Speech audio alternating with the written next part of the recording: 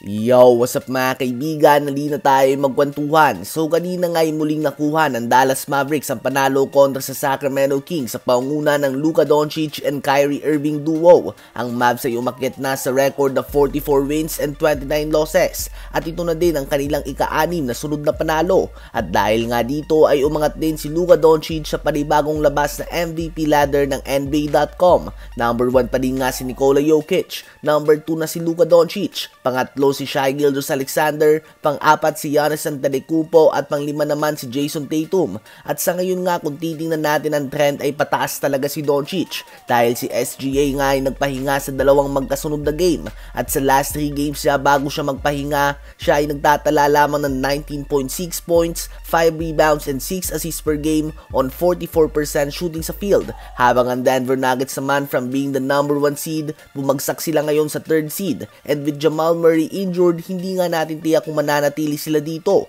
Habang ang Mavs naman ay sobrang dikit na nga sa 5th and 4th seed. Kung aabot pa nga ang Mavs sa number 4 seed, malamang sa malamang ay kay Doncic nga mapupunta ang MVP award. Ngunit kung mananatili sila sa 6th seed at tumakyat naman ang Denver at ang OKC sa number 1 or number 2 seed, it will be a huge debate. Ito nga yung mga MVP race na magiging controversial. As of now, statistically ay number 1 si Doncic, averaging 34 points, 9.1 rebounds and 9.8 assists per game. Ngunit nagkakaiba lang nga sa team record kung saan nakakalamang ng konti si Jokic, SGA at Giannis. Sa palagay nyo ba ay si Luka Doncic ang mag-uuwi ng regular season MVP ngayong taon? Habang kanina naman ay nagtala nga si Victor Wembanyama ng historic 40 points, 20 rebounds, 7 assists and 2 steals on 59% shooting sa field upang pangunahan ng San Antonio Spurs sa panalo laban sa New York Knicks kahit na gumawa ng 61 points and 6 assists si Jalen Brunson.